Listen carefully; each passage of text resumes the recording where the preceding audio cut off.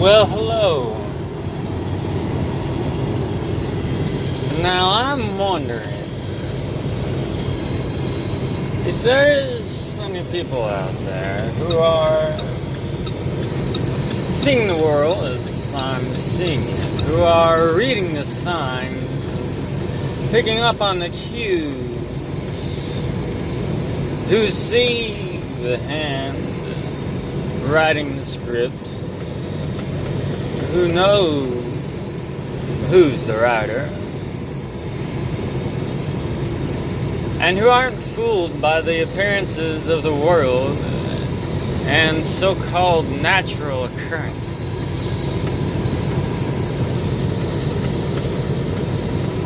Now, here I am talking again in the dark to you. I haven't done it 27 times yet, but it's starting to feel like a habit. Now, what sparked this line of thinking was looking upon a dark night at a blood moon, a wolf moon, an eclipsed moon, or so they say.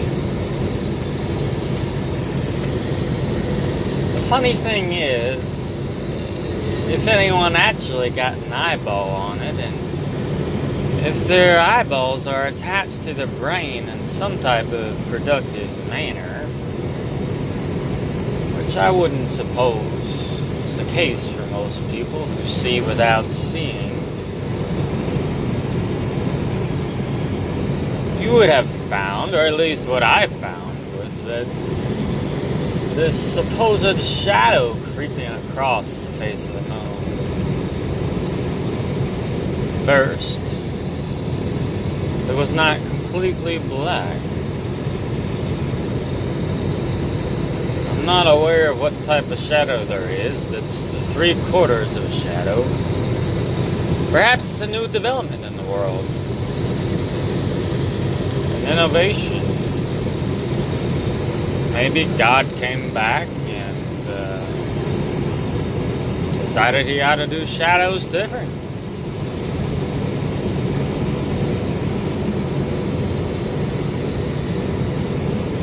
You know, maybe the earth finally decided not to be scared of its shadow, and the spirit of the shadow just weakened and became more transparent. I'm not quite sure what happened. Now, the other thing is when a shadow creeps, it creeps with a definite contrast between what's light and what isn't. And that's what you'll see if you watch photos of it or videos. But that's not what I saw. The shading of the face of the moon was inconsistent with that picture. Just before the line creeping, there was discoloration. And I can't really say what that could mean. For if it wasn't the earth and it was a disk of some sort, why would it be that there was, so to say, a dark area and then a less dark area, none of them being completely dark? I can think of ideas out there. Perhaps there was space between the two.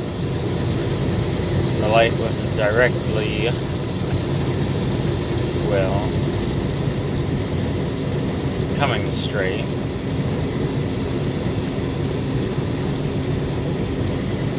I'm not saying the light itself didn't propagate in straight lines, but you know what I mean. The light source could have been at some angle with relation to the disk.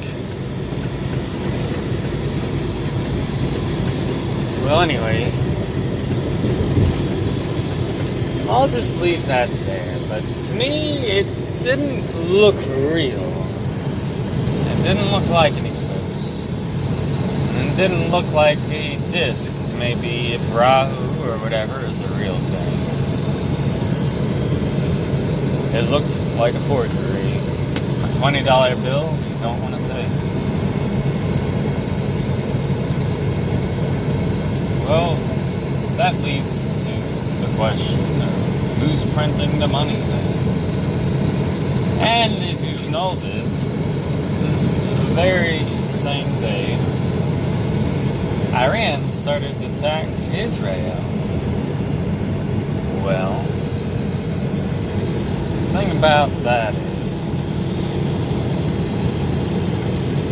you can make things have more significance if you do them on certain dates or times corresponding to the zodiac, if you will, meaning all the different planets and their different influences and the different flavors of those influences for each planet, given the time and your location.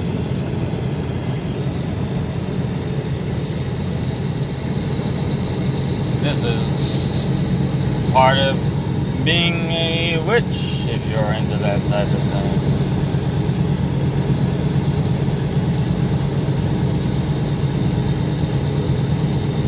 Murder dates, significant events, they often fall on astrologically significant dates, decisions, times.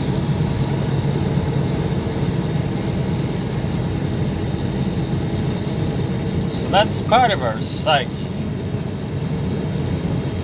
And I understand there's a lot of people that think astrology is bogus.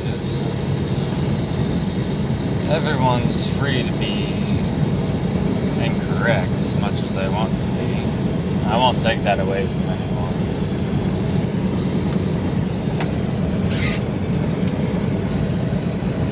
Yet it's something in our psyche. It's an intuitive force.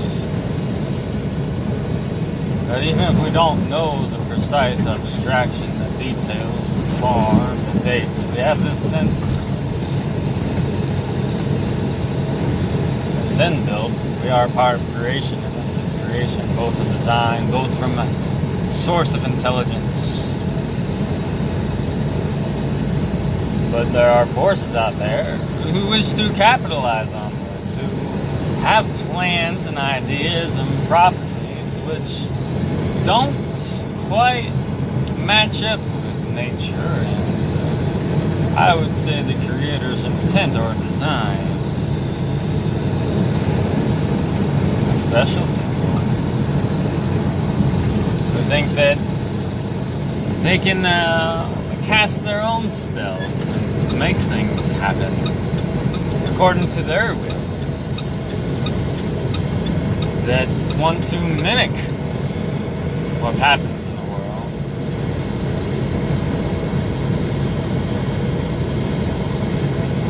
Yes, as a plane mimics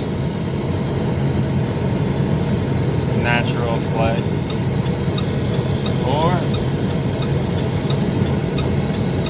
as an idiot mimics an intelligent person, or as a ghost or a demon who stole the soul of someone, mimics that person to some degree.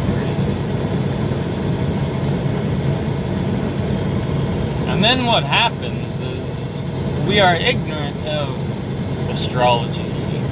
We are ignorant of astronomy for that matter. Yet it's publicized and everyone knows about this eclipse. And why is that? Why does it even appeal to us in the first place? Which is support of what I was saying a little bit earlier about it being in our psyche at some base level. Why is it that we're told to laugh at these other things, but we're told to pay attention to some of them? Could it be that they're using our creative power, our observations, and using that energy from a false event to generate some type of significance, and then timing that with their political motive?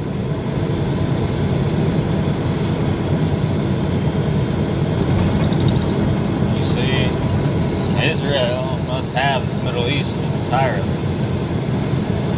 In their minds, they must be the seat of the world. Now, of course, I don't have anything against all Israelis. But when I say Israeli, to be clear, I'm not talking about a Jewish person. I don't care about anyone's religion. You can do what you want. You know, I think we all have different souls. So it only makes sense that we have different religious beliefs.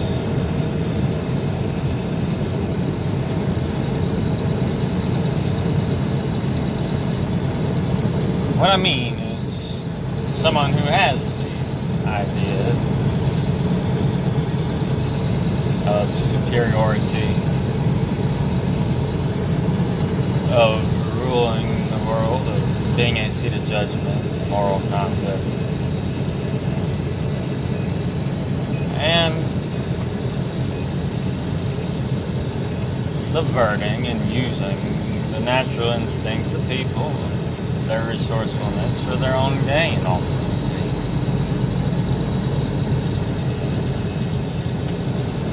So I leave you with that thought. Is it out of the question? Is it absurdity that by some way, some means we can't quite fathom, this eclipse could have been faked? And in other ways we're hardly aware of, could our own observation of it and attribution of significance be fueling prophecies we are unwittingly participating in, to the effect and the tune of paying for our own demise energetically, through our unawareness, through our willingness to pay attention to what the media tells us to pay attention to, while not paying attention to the things the media doesn't want us to pay attention to. Is it merely just a matter of hiding things? Or is it keeping things in a balance of knowing on some level, but going along anyway? So I bring you back to the question, the main point. A wolf moon, a blood moon, an eclipsed moon. But I'm not sure I saw any of that. What I saw seemed a little different. Didn't quite feel natural. It's odd how many rare things are happening these days. It's a shiny Pokemon card. You better go buy it now. I hope you understand what I'm saying. And I, for one, did not buy this because I see who's printing the money. Well, I hope you have a good one.